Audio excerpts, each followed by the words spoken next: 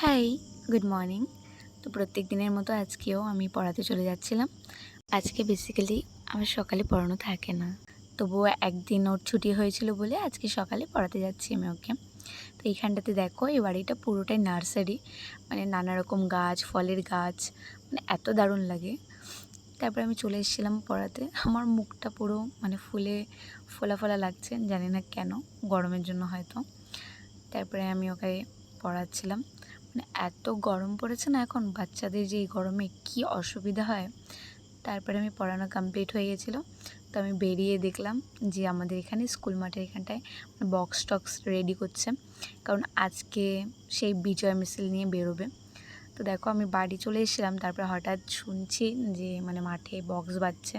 তো আমাকে পিসি ধরে নিয়ে আসলো, আমি একটু কাজ করছিলাম, যে চল দেখি গিয়ে। আমরা যাইনি বিজয় মিছিলে, মানে মা গেছে, বোন গেছে, আমি যাইনি, বাড়িতে ছিলাম। তো দেখো মানে এত রোদ, এত গরম, তাও এত লোক হয়েছে। আর যদি রোদটা একটু কম থাকতো তাহলে আরও কতই না লোক হতো। মানে সবাই প্রচুর আনন্দ করছিল, বক্স বাজছিল, গান চলছিল। দেখো প্রচুর লোক, মানে ভাবতেই পারিনি এত লোক হবে। তারপরে দেখো একটা কাকি এসে আমাকে আর পিসিকে পুরো ভূত করে দিয়ে গেল। পিসি স্নান করছিল, পিসিকেও ভূত করে, আর সবাইকে দিচ্ছিল লাড্ডু, তো আমাকেও দিয়ে দিয়েছিল একটা লাড্ডু। তো দেখো এই যে আবিরটা মাখিয়েছে, পুরো আবিরটাতে কতটা কালার মানে বেরোচ্ছে, পুরো মুখ লাল হয়ে গেছিল। তারপর ওইখানে একটা ভাল্লুক দেখছিল, ওই লোকটা ঘুমায় আছে নাকি পড়ে আছে।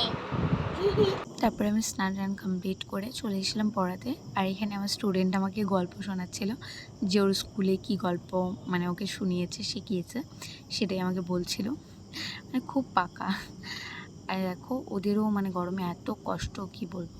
তারপরে আমি ওই ব্যাচটা পড়ানো কমপ্লিট হয়ে গেছিলো, চলে এসেছিলাম আরেকটা ব্যাচকে পড়াতে।